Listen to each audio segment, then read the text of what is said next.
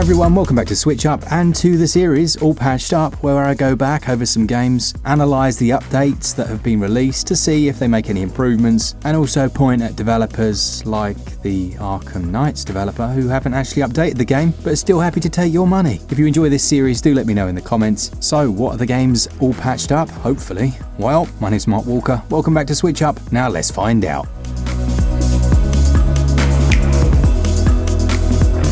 Let's start off then with Little Kitty Big City, which has had its update 1.0.6, and initially when this came out it had a real issue with some major bugs that caused it so that you could either get stuck in the ground or stuck in a number of different locations. Now since the last update that I revisited, there were still some people that were having some issues.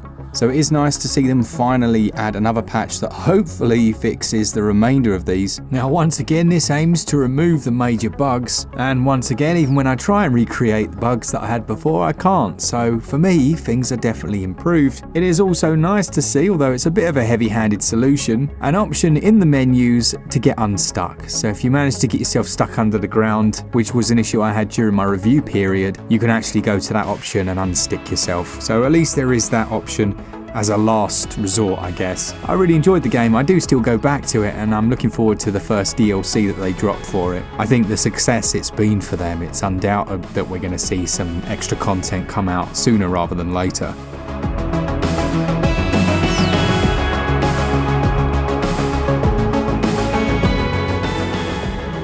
I was so happy, like many of you, to see Beyond Good and Evil release on the Nintendo Switch. With its 20th anniversary edition, it ran pretty well. There were a few frame drops which some felt were unacceptable. It would go down to around 20 FPS during some combat. And they released a patch the other day. I was just going back to check to see how performance was.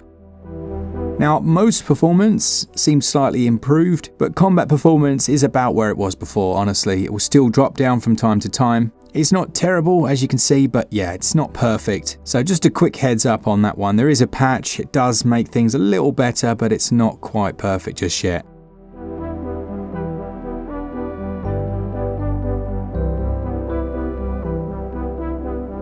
Next up, we've got Moonglow Bay. Now, a couple of days ago, this received its 1.3 update. As you know, it had a 1.2 update that definitely improved things because it had some performance issues when it first came out, and it was much more stable there.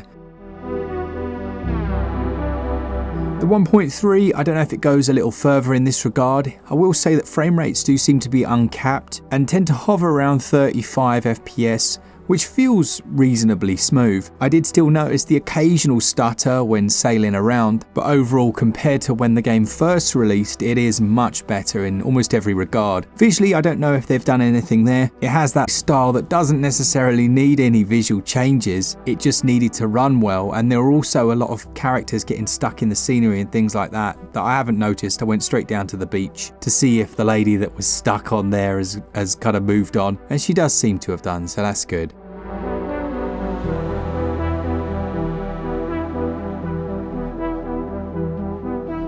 Eiyuden Chronicles 100 Heroes received its large patch, I think it was about a month ago. It was 1.0.5, and I revisited it, and these were the conclusions that I drew from what was essentially a brand new mode that added in performance as well as quality modes and a balanced mode in the middle.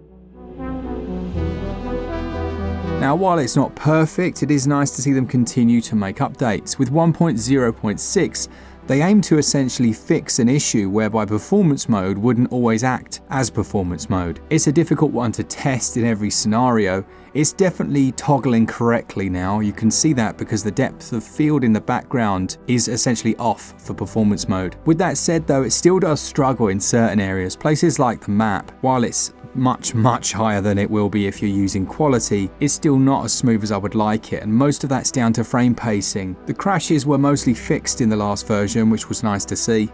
And they fixed a number of graphical glitches that were occurring. Testing the UI, the speed at which the menus load, they still have an initial lag. But perhaps for some people the most interesting changes, and again the ones that are almost impossible for me to go over, is that they've targeted localization issues. But yeah, there really is no way of knowing until people go in detail through the script and find out what's been changed there. Still, it's nice to see them actually take some complaints seriously. Another point of note is that there's a second patch due out at the end of July, and that looks to improve the load times as well as the stability. And they've also added in an always auto option for the battles, and slightly comically actually fixed the end credits that had an issue. If you've been waiting for Eiyuden Chronicles to feel perfect, I don't think it's quite there yet. It's definitely getting better with each patch, but I will say that some people have had a severe issue with this release that's meant that they've lost save data. So far I've only seen, I think it's 1 or 2 people on Reddit, but that's enough, isn't it, to make me cautious or at least hesitant to update the game before that end of July patch. I didn't lose my save data, so you know, that's my anecdote, but still, they've got a little more work to do, and it's nice to see them carry on.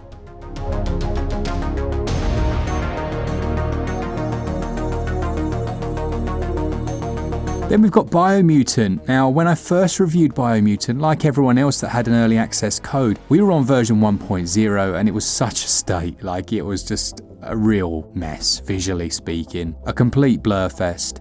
Then it got to launch day and a patch came out that everyone would have had, and although it's still not amazing, it was much better than the version that everyone reviewed. But now we've got version 1.0.2, it's almost past the point where people care as much, but I think it's still nice to go and have a little look. And honestly, I can't see a huge amount of changes, well, at least not to the version that came out for you guys on launch. But again, compared to the version that I had, it's so much better. The lighting looks better, texture detail is better in a lot of areas, although some of the grass textures in between those 2D sprite foliage grass elements do look a bit janky. It doesn't dynamically scale quite as low res as it once did. Still, perhaps they've cleaned up some of those lighting and shadow effects, but they do still need to fix the sound issue. Now, if you're a distance off from a firefight, it sounds so strange. I saw something similar in Borderlands 3 on Switch. It's like the sounds are right there next to you, and they're also missing quite a bit. Potentially there's an issue there in terms of CPU use or some other thing that I'm not aware of, but yeah, that's the last thing in my opinion they really need to fix up.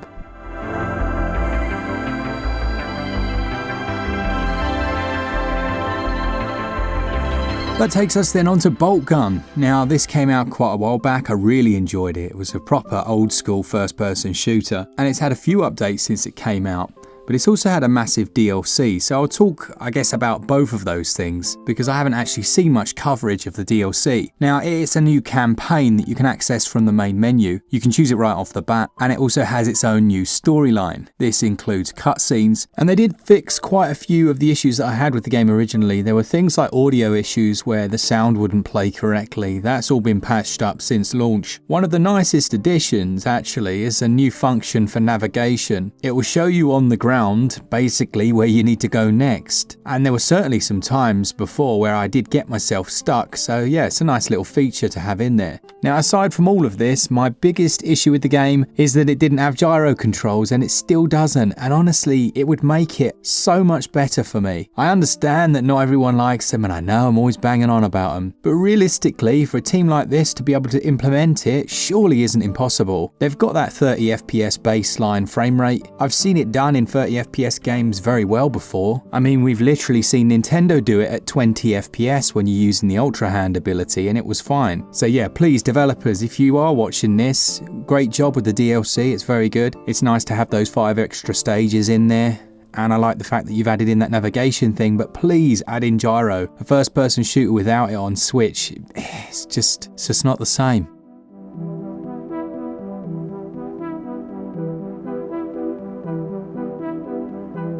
So that's it for this week. I have a couple more games that I've downloaded that don't yet have patches that I'm kind of keeping my eye on.